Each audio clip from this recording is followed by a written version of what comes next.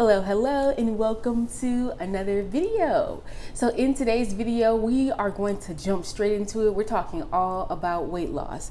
I'm going to give you some stories about how I lost weight, what I'm doing now, and a bunch of other things, so just sit tight. Okay, but the first thing that I do want to mention is you have to change your mind. Now, you guys know, for the most part, some of you know, right? I actually am shipping out today. Like, I'm checking into the hotel to ship out to Army Basic Training today. So this journey was really reignited by my desire to join the Army. So this will help you if you are in that process as well. You're looking to join the Army. But if you're not, if you're just a mom, especially if you're a woman and you're just looking to get back that like that fitness, you just want to learn to love your body, enjoy your body, and enjoy and love movement, this is going to be the video for you. So without further ado, let's get straight into it. Now, first things first, your mind is going to determine how well you take any of this information I'm giving you. So the first thing I want to speak about is losing weight, maintaining weight, all that kind of good stuff is all about the mindset. I remember I walked into one recruiter's office and the recruiter told me I was 15 pounds away and basically shooed me away and was like, come back when you're ready. I went into another recruiter's office who said 15 pounds ain't nothing. How bad do you want it? So I have to ask you the question is, how bad do you want to reach the goal? And I will say that why you want to reach that goal will help you greatly, but how bad do you want it will help you in attaining it. And then I began to think to myself, man, I've lost weight for events. I've lost weight for other people. You know, you want to look good in the presence of other people. Come on, don't play. I've lost weight for all of those things. Why can't I lose 15 pounds for something that I want? And that began this whole process. Okay, so let's move into our first point. Okay, but I did want to get that out of the way because your mindset is really going to determine how well you take this information and how you progress in your weight loss journey. Now, I talked all about body type in this other video, so I'm definitely going to link it for you. I have a few videos that I talked about body type and just, you know, working with your body. I'm going to link those for you. But the first thing I want you to say is find someone who has a body type similar to yours. Watching me and listening to what I have to say about losing weight and how I did it isn't going to benefit you at all if you don't have the same body type as me, okay? Somatotype, body type, however you want to say it, it does matter. It matters, okay? And I don't want you barking up a tree that, you know, this is irrelevant and it doesn't really help you along in your goal just because you see something that you want. That doesn't mean you can attain it. And I think that's like a part of being realistic, but also a part of like knowing your body and learning your body. The next thing that I would say is tape yourself at home and weigh yourself at home. Now, especially if you're going to like meet a goal, like you have some kind of fitness requirement that you have to meet, like a measurement requirement, I would highly suggest that you do these things at home. If you don't and you just want to get healthy for the sake of being healthy, I would suggest leaving the scale and leaving the tape measure alone until you feel different. So until in your body you begin to feel different, then you can start kind of like taking some measurements and things like that. But a lot of the time that will hinder like where you're trying to go because you'll get so caught up in the numbers and you don't let your body go through like its natural process, right? So yeah, taping yourself and weighing yourself at home. The next thing I want to say is find out what foods make your body do what, okay? We're not all the same. Some foods are going to make you retain more water. Some foods are going to help you, you know, give you more energy. Some foods are going to make you feel, you know, less energetic. You need to figure this out for you, okay? You need to figure this out for you and move accordingly. Go back to our first point. I wrote down a few times that I lost a significant amount of weight, just kind of changed my body because I've really always been in the same class, like as far as weight. I've never like gained a significant amount of weight. You know, I've always been in a certain bracket. And I like to use this example of like boxers because I think it helps us to paint a picture when I say body type. If I were a boxer, I would be able to complete. So there's like lightweight class, there's a class that's in the middle, and then there's a heavyweight class. If I were a boxer, I would be able to compete in the middleweight class and the heavyweight class. Why? Because my body type allows me to get small enough to be in the middleweight, but also allows me to get heavy enough via like muscle and fat, you know, just allows me to gain enough mass to where I could compete in the heavyweight and still be okay. I would never be able to compete in the lightweight division and still maintain the same stamina that I would have in the other divisions because of my body type. Like naturally, I just have more mass. I have a bigger, I have a bigger body structure. And I know some people don't want to believe that, but ask someone who eats pizza and eats potato chips all day and has a hard time gaining weight. Body types exist. Okay, as a massage therapist, I must say that body types exist. Everybody's body is not created equally. However, there's about 3 different body types. Okay, am I saying that means that you should have excess adipose on your body? No, that's not what I'm saying. I'm just saying that it's easier for some people to be in different weight ranges than others, which is why taking your measurements really does come into play, especially if you're a person that has like you have more muscle mass. First thing I want to say is I'm just going to talk about times that I got into, great shape. I just want to like go into those with you. So the first time that I can actually remember like losing a significant amount of weight, it was after the birth of my second child. I lost 40 pounds and I gained back all of the weight. So once I lost all the weight, I actually ended up moving back to Houston and I was just sitting down. Like I was in between jobs. I was sitting down. I didn't have a lot. I wasn't moving a lot. I gained all of that weight back within like a month's time due to inactivity. Not necessarily even due to how much I was eating. I just wasn't moving as much as as much as I was before. The next time I just had like a life change. Like I was, moving, I was getting out of a bad relationship. So I just decided to change up my diet once again. And during this diet, I end up doing OMAD, which is 1 meal a day. And I would do resistance training. So when I had my OMAD, it was like a bowl salad. I remember I had tuna in there. Sometimes I'll mix eggs in there, just whatever was available. And I would also have a protein shake. And that would be the only meal that I would have for the day. I would drink water and I would do resistance training all day long. Okay. And when I say all day long, just whenever I thought about it, I would get up and just do resistance training. It wasn't anything structured. And I would also do a lot of like cardio dancing. So I would do I put like my worship music on and I just start flailing around the house, if I'm honest with you.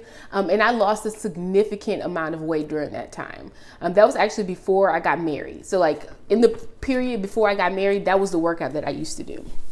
I was able to maintain that weight up until I got pregnant with my third child. So after I had my third child, I had a sedentary job because I owned a daycare. I ended up doing OMAD again. And I did OMAD again because, I wasn't moving a lot during the daytime. Yeah, I was getting up and sitting down with the kids, but it wasn't enough movement to warrant me eating a lot. So I just decided to do OMAD because I wanted to eat whatever I wanted to eat. So I was eating like Panda Express and, whatever I got for the kids, I would eat that, but I would only eat that 1 meal a day. And the only exercise that I would do during that time was at the end of the day when the daycare was closed, I would go take a walk around the track. Now, I tried to do at least 3 miles all the time, but sometimes I was tired and I didn't make it. That was the only workout that I did, and I got into pretty good shape. Like that was the only kind of form of cardio that I did. I will say that also during that time, I did a lot of like pole fitness, and then I would do the same kind of like random dancing workouts that I did before. And that got me into great shape. The next workout that I did, the next time I was like, so all of this is kind of like, the only time that I gained a lot of weight is when I had a child, and I had 3 children. So that goes to show you there. That's the only time I gained a lot of weight. And it's always my goal to lose the weight. Like, you don't want to walk. Come on now, So after that, I would just kind of have to redo my regimen to lose weight. And with my last child, as you guys know, I had this little thing going on my hip, so I couldn't like do all the running and the crazy stuff that I used to do before. And with that being said, I was also older. So, that is what it is. So the next thing, like I said, I would do the pole fitness workouts. So again, body strength training workouts and random dancing. And then I would take the walks, and I was only doing OMAD. I was only doing 1 meal a day. Now, sometimes I would mix it up to like, I would eat more small meals a day. I remember I did, what do you call it, little box thing? Nutrisystem? I did the Nutrisystem. So I was always very mindful of how many calories I was intaking. We'll say that. And those were the movements that I was doing. The next time that I got in really, really, really, really great shape is when I worked for Amazon. And I told you guys this before, but Working for Amazon, some days I walked between 20,000 to 60,000 steps 4 days a week. Okay, so that's a lot of steps, and I wasn't lifting anything heavy. I believe our boxes were no more than 25 pounds, so it wasn't extremely heavy items. And I pulled a pallet jack most of the day, so just very light lifting, but a lot of movement. So with all that being said, I want to say that the first scenario, even though I lost the most amount of weight at 40 pounds, it was the time that my weight was the least stable. The weight came back the quickest. And from then on, I just kind of like learned what my body needed. And then I learned that you really don't need to do a lot. As long as you're moving, and that moving could very well just be walking and monitoring how much calories you're eating, you're going to be okay. Now, if you want things to be a bit more tightened in tone, you're going to have to put some resistance in there, some body weight things in there. We'll get to that when we get to activity, but you're going to have to do just something a little more to go with the walking. But do not exclude walking. Okay, I just won't say that. I know we only talking about body top. I don't know how we got in there, but do not exclude walking. Second thing I want to say is you need to look at your relationship with food. So food is fuel, food is medicine, food is fun, and you need to realize that food is all those things. Food is not just fuel. And if you look at food as just being fuel, it will lead you to like binging, and it's just an unhealthy way to look at food. Because I can think of, like, I'm leaving, right? So I'm about to go off to basic training. My family and I went out to eat on, I think it was Friday. We went out to eat Friday night because food is fun. So food is like festive, it's like a time to gather. And Thanksgiving, think about Thanksgiving. If most religions, most cultural backgrounds, all that kind of good stuff, food is like community. So don't just look at food as fuel. Don't just look at food as medicine. You need to look at food as fun too, because it is. With that being said, you are going to have to learn to make wise choices with food. You're going to have to learn to schedule, like, when is the best time to eat certain things. If I plan on going out to eat with my family on Friday, Monday through Thursday, I'm not going to choose the craziest thing to eat. It just makes sense, right? If I'm going, we had fried Oreos and ice cream, and I still am the same, right? So you just have to be mindful of what it is that you're taking into your mouth, but you need to understand your relationship with food, and then understand what food really is, okay? What it really does. I'm not gonna get into it. Do your research and gain an understanding about food. You need to find foods that meet your health needs, meet your nutrition needs, meet what it is that, like, what are you training for? What's your goal? You need to find out how to best use food as a tool almost to help you to achieve those goals. You also need to understand that the body's goal is homeostasis, okay? And you cannot omit food from your diet, so starving yourself, and then expect the body to perform this miraculous event that is losing weight. If you don't take into account that the body's goal is ultimately safety, like to be safe. So just starving yourself is it's not wise thing to do. Okay, I'm not saying that fasting doesn't have benefits. I love fasting. You guys know I'm an advocate for fasting. I think it's very beneficial to like mental clarity and just a reset to the body in general. But don't get it twisted. You need to eat. Okay, do not get it twisted. You do need to eat. The body's goal is homeostasis. So just finding foods that really do well for your body, and that's a journey that you have to go on. And you guys know one of my favorite measuring tools is blood pressure. There's a reason why when you go to urgent care, when you go to the emergency room, when you go to the doctor's office, that the first thing they need to do is take your blood pressure, because it tells a story about what's going on in the body. Okay, it does. Is it the only way to tell that story? No. Is it the end all be all? No, but it does tell us what's going on. And also, if you will take your blood pressure frequently, if you would pay attention to it, you will see where homeostasis is for your body, okay? It's not like anyone else's body. This is your body. You're going to have to learn that for yourself. Certain foods your body don't like, and you're going to have to learn those, okay? Certain foods your body loves for certain activities, and you're going to have to learn those. Why? Because the body's goal is homeostasis. And until you can get the body to a place that it feels safe, you can forget about it doing all these other things, like something as miraculous as building muscle, something as miraculous as losing a ton of weight. Forget about it if you cannot do what it needs you to do, and that's make sure it's at this place of homeostasis. Okay, so let's move on to the next thing. All right, now I started off this video pouring water, and I don't know how many times I can tell you, but drink your water. A lot of people think about hydration of like what it can do for my skin, and you know how good it can make me look, how flat it can make my tummy, and all this kind of jazz. And yeah, all those benefits are nice, but let's not forget that the skin is the body's largest organ. You know what that means? That means water ultimately hydrates my organs too, okay? And we don't like to think of that, but you're asking your body to do something like build muscle. You're asking your body to do something like lose weight. And you have to realize that your organs, that the internal systems of your body need you to feed them, okay? Feed them via food, and definitely hydrate and feed them on a cellular level by giving them water when they need water, okay? The water requirements are different, and I would definitely suggest that you play around with what works best for you and what works best for your body and body type and all that kind of good stuff. But I found that drinking a gallon of water a day is great for me. I will say that when you first start drinking the gallon of water, you might have to urinate pretty frequently. I want you to know that that will subside. Just drink your water, okay? It's good. It's good for you. Some people might not like it. I showed you guys, you can put a little lemon in there or whatever. Just drink your water. If you want to drink it cold, if you want to drink it hot, make sure that you drink it. It doesn't matter. But you have to hydrate your muscles. You need to hydrate the body. Hydrate the body, okay? It's important. Drink your water. Next one is extremely important, and that's get to know your body. You would think this would be a given, but unfortunately it's not.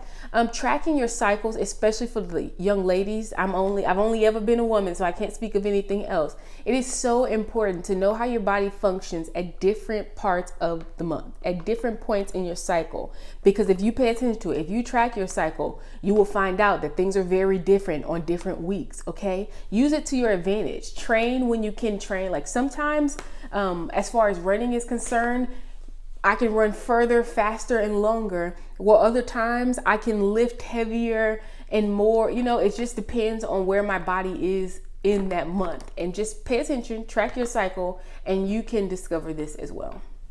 All right, so then I have some notes here for activity. Move as much as you can. If you have a sedentary job, I really don't like sedentary jobs, but if you have a sedentary job, you're gonna have to figure out a way to move as much as you can. A lot of the reason why a lot of us saw a lot of weight gain during COVID is because we were sedentary. I've been in the home, like working from home for quite some time now, and I can tell you that it has been the hardest. That's one of the downfalls, in my opinion, of working from home, as it has been, you have to be intentional about moving or you're gonna gain weight, period. Calories in versus calorie out. So you're either not gonna be eating or you're gonna be eating and gaining weight. That's kind of how it goes. So just moving as much as you can, as often as you can. You don't have to have a gym membership. I have like weights, and I have the yoga mat and the sit-up mat and the step aerobics, all the inside stuff. Sometimes it gets boring. You know, you can go on the patio. Just make sure you're moving as much as you can. I mentioned earlier to you guys, like I used to do the little dance workouts. They were really fun. They helped me like get really in shape as far as like cardiovascular health. But just move as much as you can, and you know, as often as you can, and really try to push your body to the limits on the days that you're moving intentionally. The next thing I say is take walks. I mentioned this already, but walking is so underrated. I can say that one of the times when I got into the best shape of my life, it was simply walking. So walking is very good one. I would also say if you don't have a smartwatch to get a timer. I've been using this watch just because we can't wear smartwatches to basic training, and I really am enjoying not looking at the distance and all the other fancy metrics that come with the smartwatches, and just being able to see how long am I doing this. I really like that. It's really been like a beautiful experience for me. Running. I like running. I know everybody's not for running, but running is a great activity. Body weight exercises. I always say this, I like lifting weights. I know a lot of us like lifting weights. You know, lifting weights is this huge like fad kind of thing now.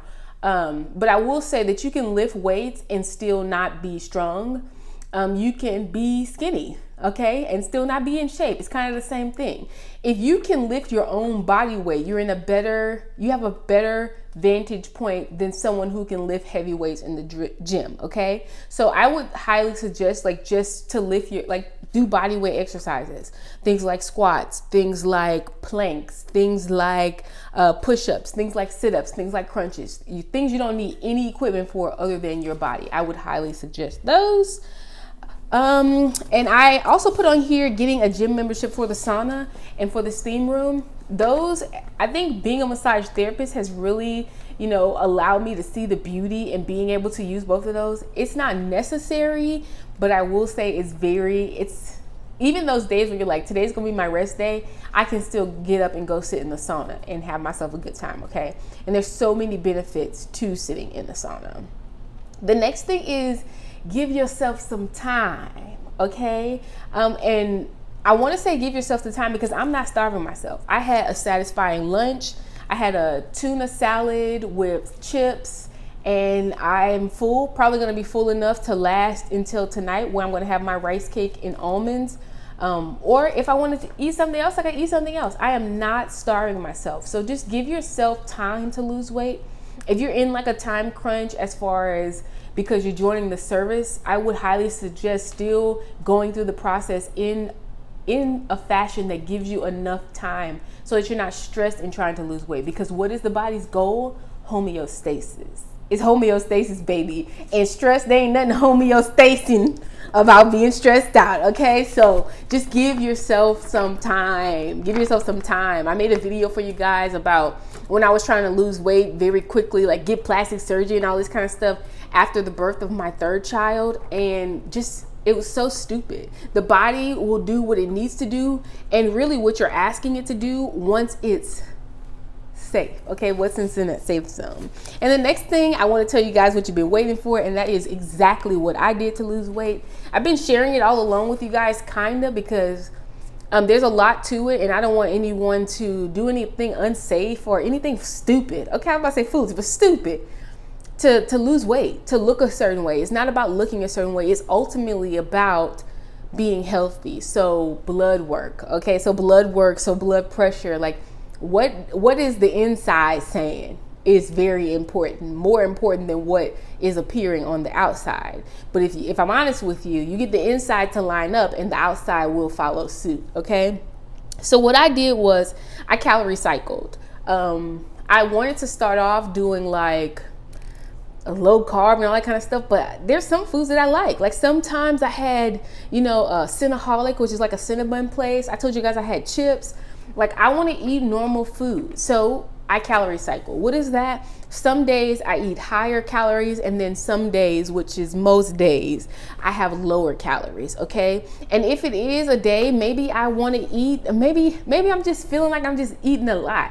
What do? I need to move a lot, okay? Calories in versus calories out. And I don't want you to look so much at like, oh, I'm eating and moving and tracking calories and all that. You just need to keep this conscious mind of, am I moving enough for how much I'm eating, okay? That's what I did for calorie cycling.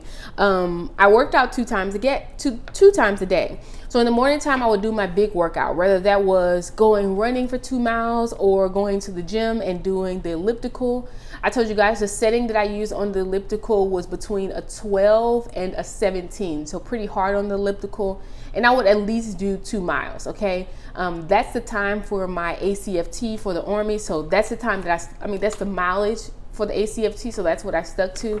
And then running 2 miles Running, I will say, has been the most beneficial to me as far as like my cardiovascular health and just making me feel great and more fit overall. Running has been amazing. I use the Nike Run Club app, and I believe I did a 10K training plan. So I would highly suggest finding something like C25K, like a Couch to 5K program, or just a program that allows you to learn how to run if you are not familiar with running. Okay, I have like books back there about running. So I've ran in the past, but I find the point that makes me the most successful in running is when I can hear somebody like coaching me in my ear. So I really like the Nike Run Club app for that reason.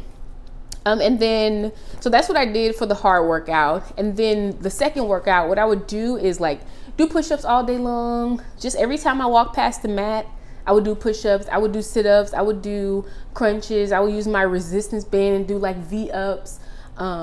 Sometimes I was feeling froggy and I went to the gym and did a little bit more on the elliptical.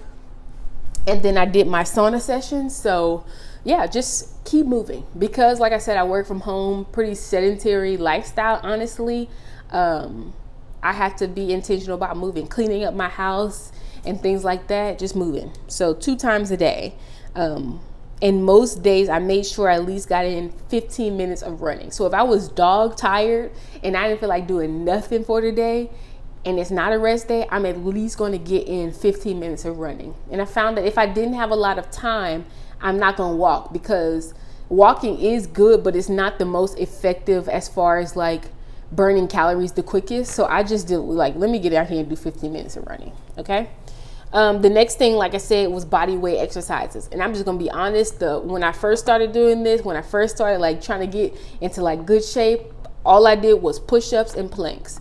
I showed you guys my little push-up and plank training plan. I think I put it away because I'm out of here now.